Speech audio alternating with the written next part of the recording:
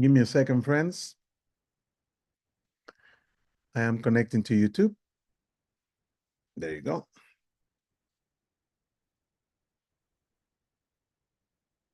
Right. All right. All right. All right.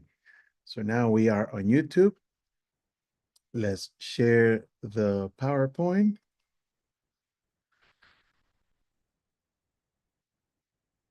Give me a thumbs up if you're able to see my screen.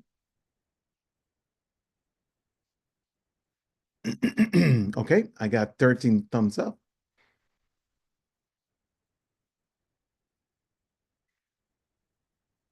All right. And what is, let me remove the chat. All right. Let's get started. Decline. All right. Friends, welcome to another version of the 10 plagues. Probably you may have thought about it, but maybe you have not heard about it this way.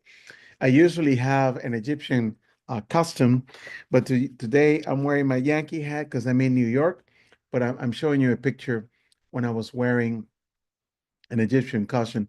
My wife, myself, and 25 people, we're going to Egypt May 1st of this year. So in about 10 days, I'm going to be reporting live from Egypt about the 10 plague. And this is a unique perspective that you may have not seen it before. I have created a fictional character. What you see on the screen is Joseph, but spelled the way the Egyptians uh, spell it. And here's the disclaimer. My lawyer asked me to share this with you. The character that I'm going to talk about today is fictional, but you can use your imagination to picture what one of the mixed company may have thought about when they were joining the Israelites as they were leaving Egypt. And I'm going to prove tonight that they probably joined the Israelites on plague 7, or maybe after the Israelites were sent to Goshen. There are different plagues that give you that understanding. Friends, if you want to be aware of any of our free virtual Bible tour, please go to myvirtualbibletour.com/tours, and you can see a bunch of tours there. We also have a YouTube channel, and we have recorded tours on our website, which you can watch at any time from any device, from any place. We have part 1, which begins with the promise to Abraham. We have part 2, when Joseph is sent to Egypt. Moses take over and take the lead. We talked about the 10 plague, and we talked about the Exodus. And that tour need to be divided into two because it's too long. This is the original 10 plague as we show it back in May 2020. There are different things that we have added. And we would like you to share the calendar of tours that you see on the screen. Tonight is Monday, April 21st. And as you can see on your screen, on Friday and Saturday, you can go to Hawaii. You can dance to bro beats. You can learn how Prince learned the truth, or you can go to Hawaii again.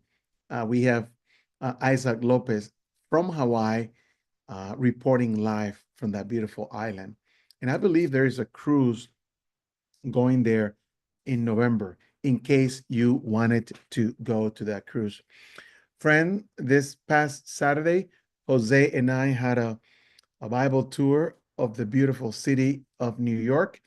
And it was very encouraging because many of the friends did not know that New York City was the capital of the United States from 1789 to 1790.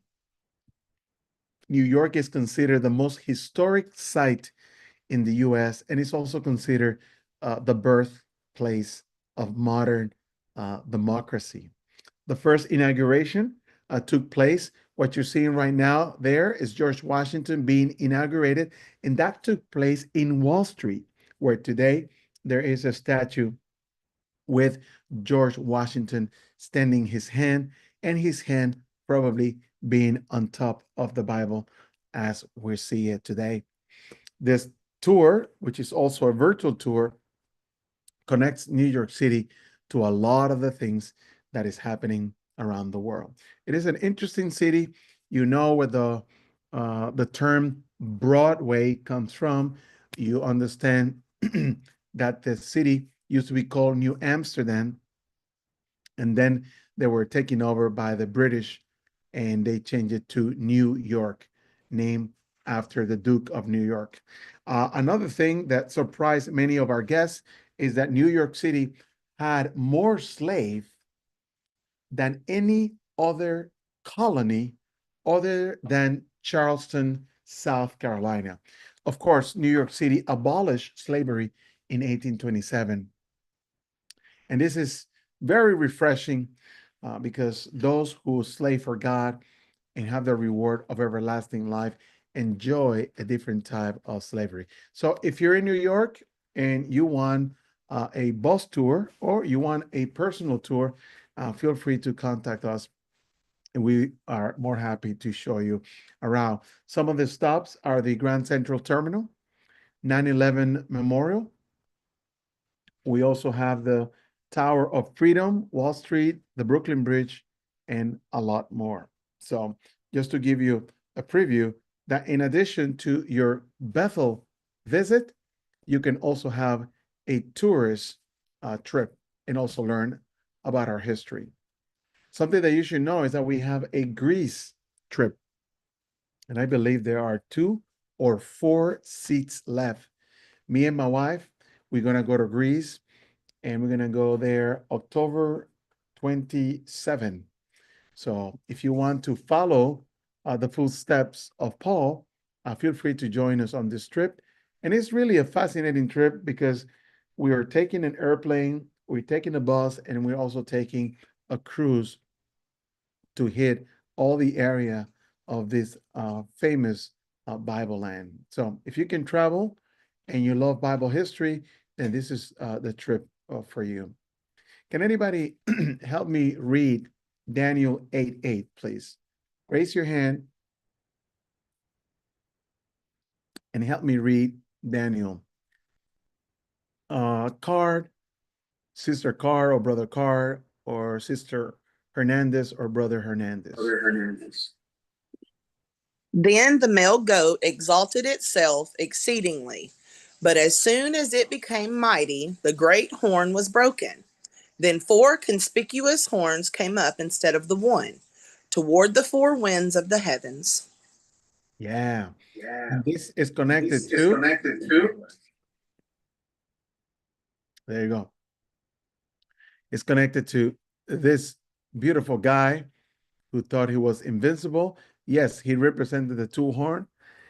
He broke the 2 horn, but to hear the rest of the story, you have to come on this tour. It's definitely a fascinating tour. Another tour that you guys might enjoy is the 10th plague, but now from Joseph's point of view. And it's kind of tough to see the 10th plague from Joseph's point of view because Joseph died before the 10th plague. But think about this. Based on the little that we know about Joseph, how he would have felt about the 10 plagues. Some ideas, some verses give us some ideas. In Genesis chapter 30, verse 24, it says, so she named him Joseph, saying, may Jehovah add another son to me. This verse refers to the birth of Joseph, the son of Jacob, and Rachel. This is the first time the name Joseph appears on the Bible. But Jehovah had big plans for him. Why? Because from now on, Rachel, who was barren, is now happy because she's able to have her own son. She considers her sister's son part of her son, but Joseph was the first one that she will have. Imagine Jacob had Joseph when he was 91 years of age. One of the things that make Joseph very interesting is the fact that he was given the privilege of interpreting dreams. And you're going to see that how in the tour is not only going to get him in trouble with his brothers, but how his interpretation can actually help not only the brothers, but also the family. So we hope to see you on that tour very soon. That way you can enjoy all the things that you already know about Joseph and about his interesting angle to all of this. The men accused of sexual harassment in the Bible. But let's switch gear. Let's talk about the unique perspective that you came here for. This is another Joseph. This is Yusef. Yusef was part of a mixed multitude that went up with them. Exodus chapter 12, verse 38. The story goes like this. Thank you, friends, for joining me tonight. I was born in Egypt, a land of greatness, a land where the gods reign. We were the mighty nation of the earth, blessed by the gods of the Nile, the sky, and the sun. I served in Pharaoh's court, proud of our power, convinced that no force could shake our empire. Then the plague began. I was a scribe. I was given the privilege of recording the Pharaoh's glory. But now, in this tour, I'm going to record his downfall. My name is Joseph, a former royal scribe, and I witnessed the devastation beyond imagining. I choose to leave everything behind, and tonight I tell you my story. So, as a court scribe, I documented all the Pharaoh's decrees. My reed pen recorded history while servants attended my needs. Our civilization was unmatched. The Nile blessed us with harvests. Monuments were everywhere in Egypt. The gods have never rose ever higher. In the following video, I'm going to show you the greatness of the country of Egypt.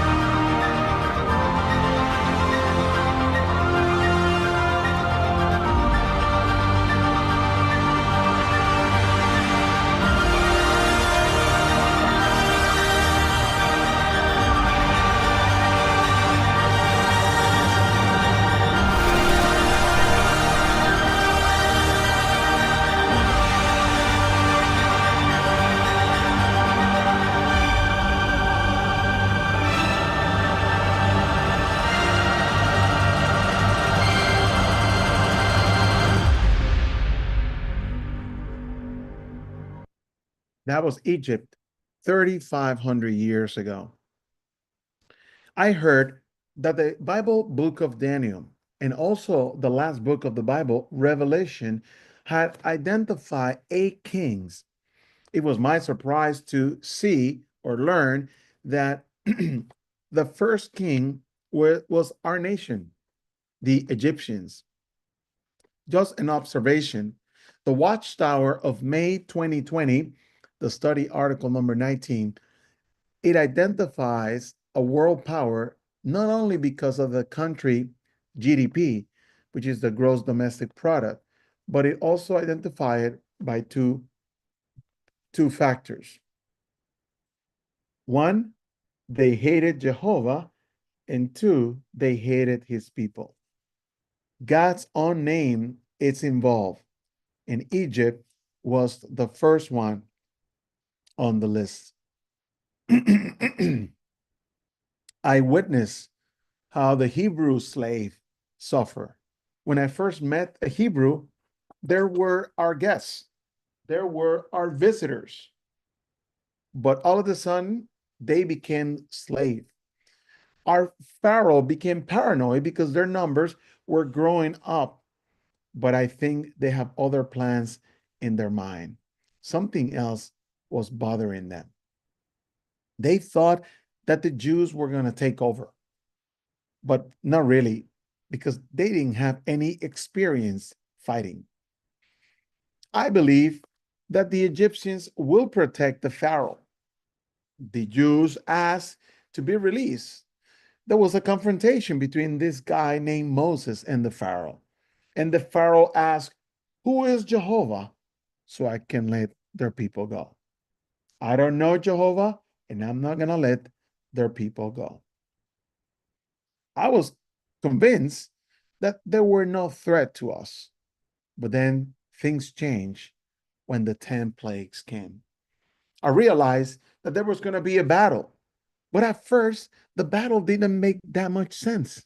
We're talking about one God versus 740 gods. We have all the odds in our favor. But I didn't know what was the meaning of Jehovah's name.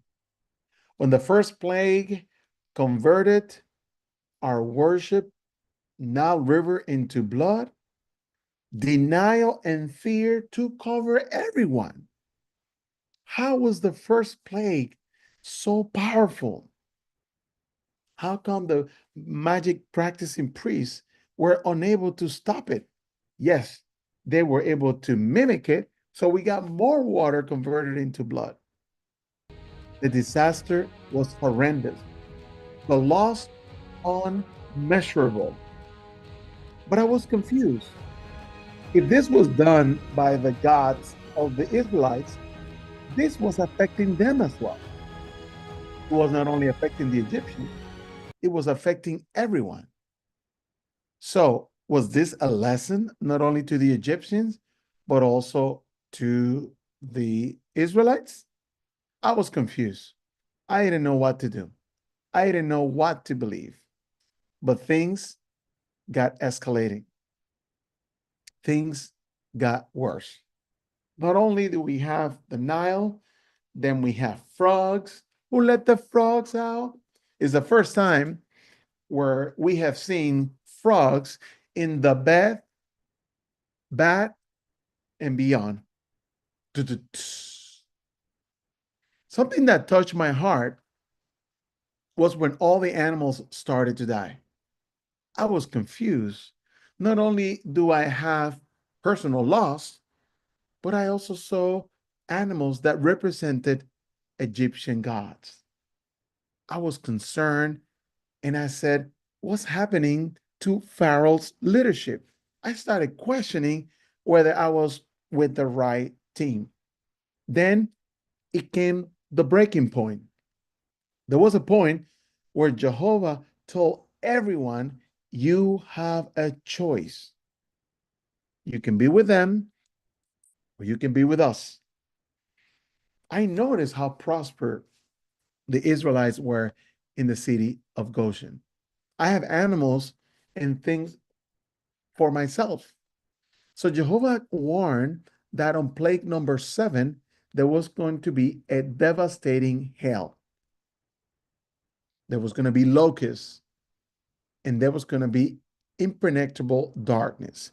But none of them will actually take place in Goshen. At first, I didn't believe it, but then I noticed it. It is true.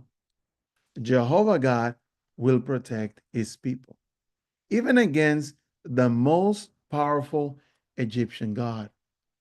I have heard whispers of a Hebrew prophet called Moses who spoke in the name of their God, Jehovah. We all laughed at first, but as each plague struck precisely as he warned, doubt crept in. Were our gods powerless? Was Pharaoh, the divine ruler of Egypt, a mere man? Then darkness came for 3 days. Not one, not two, 3 days. The whole Egypt, except Goshen, was swallowed in blackness, so thick, so unnatural, that even the bravest among us fear to even move. I sat in my home, terrified, unable to eat or drink. I couldn't understand what was going on. It was like our Egyptian God have abandoned us. Or even worse, perhaps they were not even real. They were not even real. Let's talk about one of them, Horus. I mean, this is the son of the most powerful, excuse me, this is the the son of the most powerful Egyptian trinity there is. This is the ninth plague. This God was the God of sky, the God of light, and the God of truth.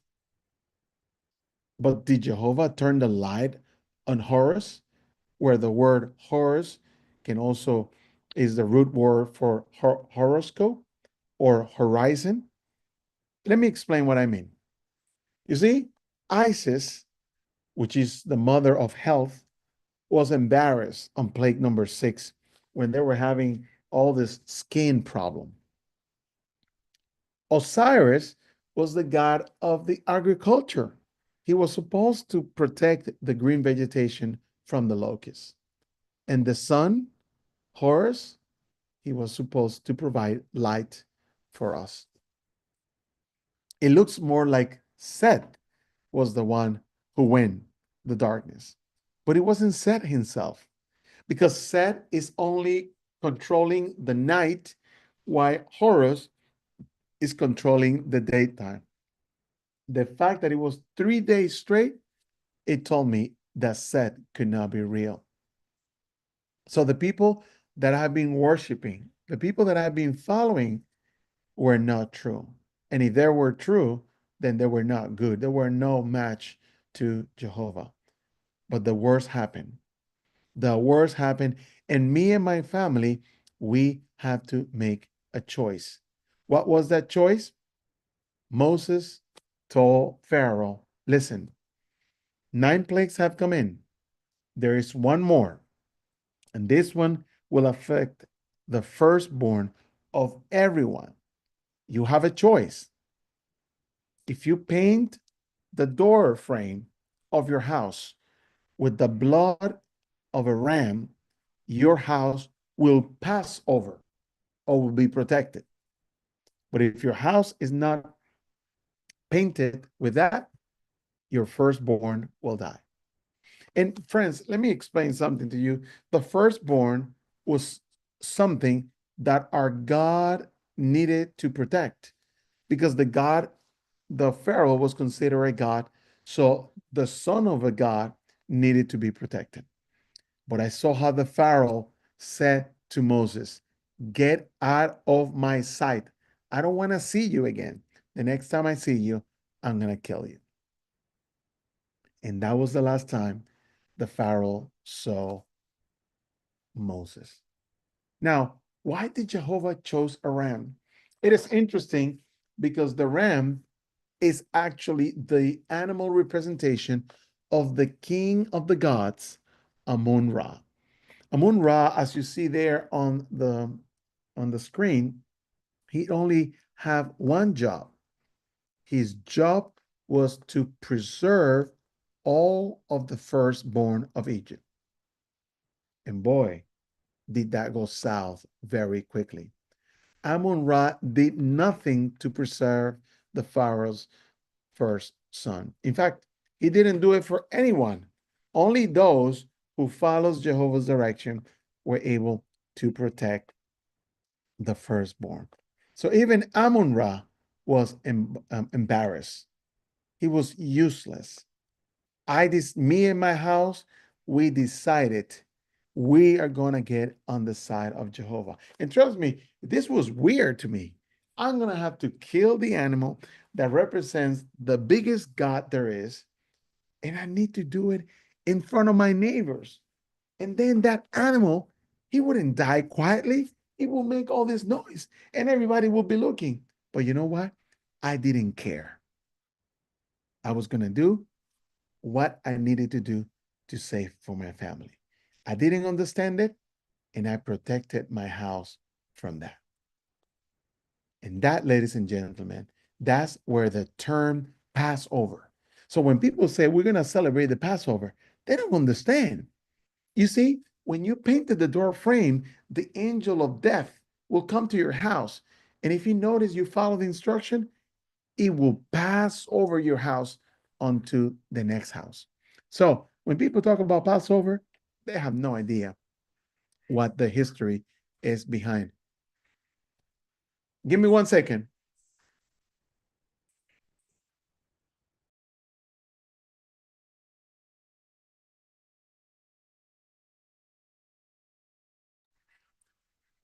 Sorry.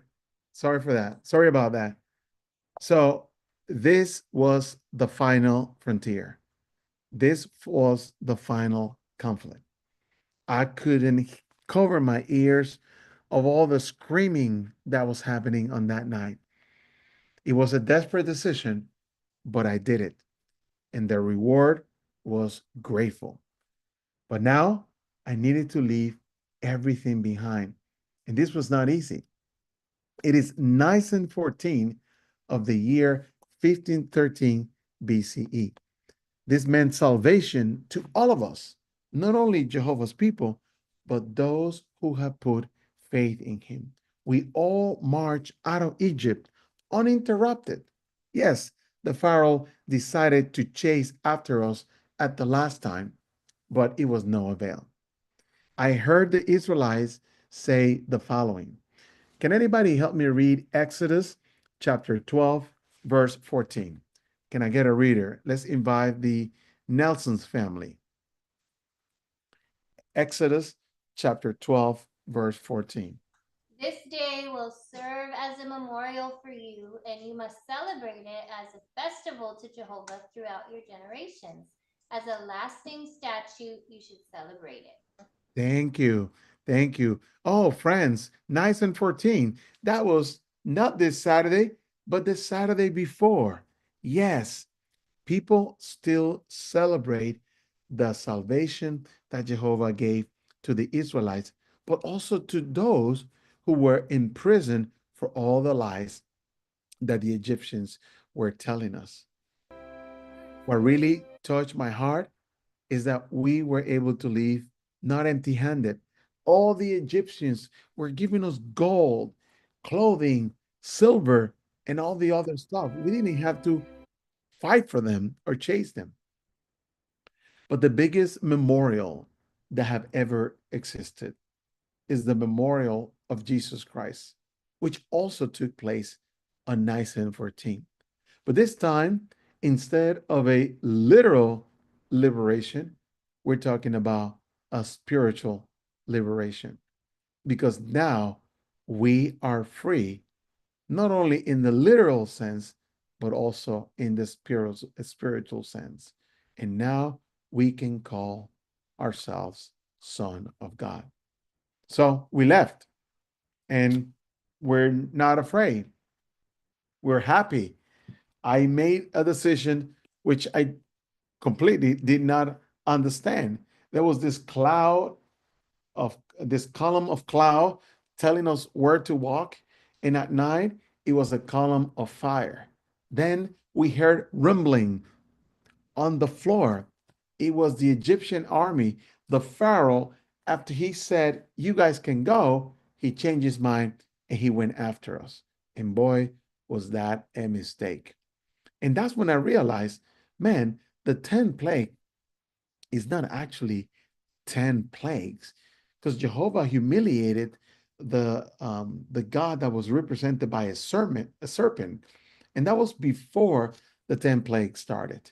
Then I realized that the number 10 meant complete. So it was a complete humiliation of the Egyptian gods. Well, we began the Exodus by seeing the Egyptian army destroy. We are all free. And what was truly amazing was to see how the water was departed, how all of us, we were able to cross, and how we saw the Egyptian army completely destroyed, and to see another God being humiliated. That God is called Sekhmet. She's the God of war. If you've been to the Met, you will notice that she has a cross to give eternal life, and she also have a halo on her head. But I also heard that cats don't like water, and maybe that's why she didn't get involved. The point of the matter is that the Israelites did something that I never seen before. They started to sing, and it was Miriam who took the lead.